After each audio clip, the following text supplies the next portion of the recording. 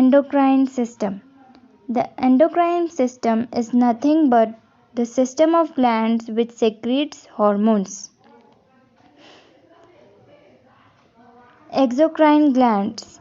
Exocrine glands are glands that discharge secretion by means of ducts which open onto a epithelial surface. जो exocrine glands होता है वो discharge करता है सेक्रिएशन ducts के थ्रू. डक्ट्स मतलब कि ट्यूब लाइक स्ट्रक्चर. ठीक है, अब देखते हैं endocrine glands. Endocrine glands are the ductless glands which secrete hormones into the bloodstream in humans. यानी कि जो एंडोक्राइन ग्लैंड्स होते हैं वो डक्टलेस होते हैं, यानी कि उसमें ट्यूब लाइक स्ट्रक्चर प्रेजेंट नहीं होते हैं. अब देखते हैं हम pituitary gland. It is a pea sized gland located at the base of the brain. यानी कि वो पी के साइज में रहता है, बहुत छोटा, और वो ब्रेन के बेस में लोकेटेड होता है. It is the master gland as it controls the secretion of all the other endocrine glands. और ये मास्टर ग्लैंड भी होता है क्योंकि ये बाकी ग्लैंड्स को कंट्रोल करता है. ठीक है, It also secretes growth hormone. Under secretion of growth hormone causes dwarfness and over secretion causes giantism in children. यानी कि ये ग्रोथ हार्मोन सेक्रीट करते हैं. अगर ग्रोथ हार्मोन कम हो जाए तो उससे ड्रॉफनेस हो जाता है, यानी कि हाइट ज़्यादा बढ़ता नहीं है, और ज़्यादा में वो जाइंटिज्म बहुत ज़्यादा बड़े हो जाते हैं. ठीक है, देखो ये है pituitary gland. Thyroid gland. It is a butterfly shaped gland located in the throat. ये एक बटरफ्लाई के शेप में होता है और हम लोग के थ्रोट में लोकेटेड होता है. ठीक है, it secretes the hormone thyroxine which regulates the metabolism of the body. ये थायरोक्सिन सेक्रेट करता है जो हमारे मेटाबॉलिज्म को रेगुलेट करता है. Iodine is required to synthesize thyroxine in the body.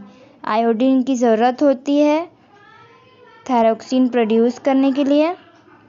In case of iodine deficiency under secretion lead to goitre.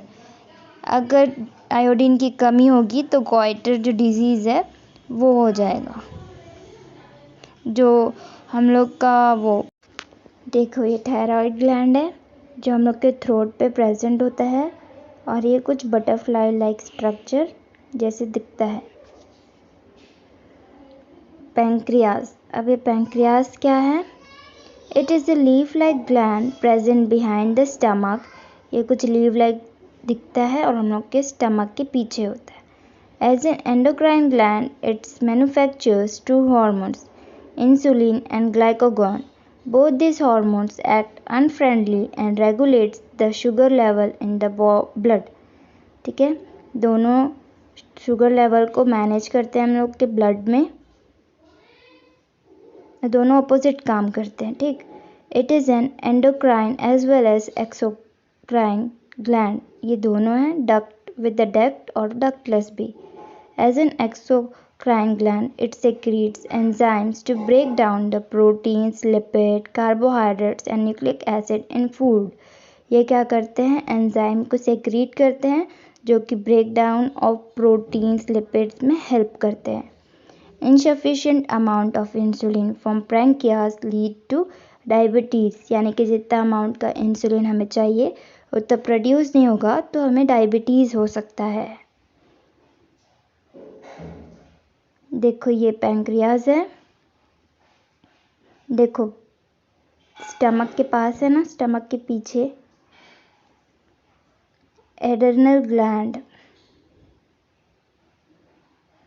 occurs in pair above each kidney. ये pairs में होते हैं. It decreases in size with age. यानी कि हमारे as के साथ साथ ये छोटे होते जाते हैं. Secretes the hormone adrenal which helps in flight and fight response. Flight and fight response हमने पहले भी पढ़ा है. एकदम सडन से कुछ भी चीज़ के लिए रिस्पॉन्स करना, कुछ डिजीज़ अगर. एड्रेनल ग्लैंड देखो जो एड्रेनलिन ग्लैंड है वो 2 पेयर में फॉर्म होते हैं, हम लोग पहले देखे, जो किडनी के ऊपर में है, गोनैड्स। अब देखेंगे हम ये गोनैड्स क्या होता है। Gonads are the gamete producing organs, testis in males and ovaries in females. इन लोग गैमेट प्रोड्यूस करते हैं, टेस्टिस मेल में और ओवरीज फीमेल्स में। The testis produce the male hormones testosterone and ovaries produce the female hormone oestrogen and progesterone. जो testis होते हैं वो मेल हार्मोन प्रोड्यूस करते हैं और जो ओव्यूल्स होते हैं वो फीमेल प्रोड्यूस करते हैं। ठीक है, अपना अपना काम करते हैं दोनों। The testosterones and oestrogen help in producing gametes and are responsible for sexual characteristics in males and females respectively. ठीक है, ये तो और एक्सप्लेन करने की ज़रूरत भी नहीं है, और डिटेल में हम लोग रिप्रोडक्शन चैप्टर में पढ़ेंगे। ठीक है, progesterone is the pregnancy hormone. जो प्रोजेस्टेरॉन है जो फीमेल्स में पाया जाता है, उसी की वजह से प्रेगनेंसी होता है फीमेल्स में। फीडबैक मैकेनिज़्म, अब हम देखते हैं फीडबैक मैकेनिज़्म क्या है। Feedback mechanism regulates the action of hormones. इन लोग क्या करते हैं, जो हॉर्मोन्स का एक्शन रहता है उसको इन लोग रेगुलेट करते हैं। ठीक है, the timing and the amount of hormones released are regulated by feedback mechanism. यानी कि जो टाइमिंग, यानी कि कब कौन सा हार्मोन रिलीज़ होना चाहिए, ये फीडबैक मैकेनिज़्म जो है वो उसको रेगुलेट करता है। ठीक है,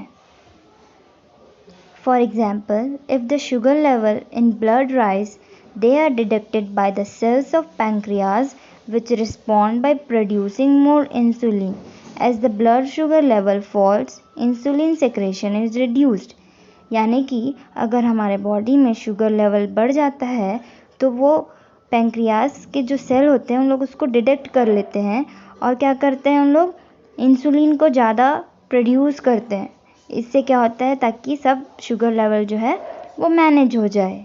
ठीक, और जैसे ही मैनेज होता है उन लोग सेक्रिएशन को कम कर देते हैं, इससे बैलेंस बना रहता है।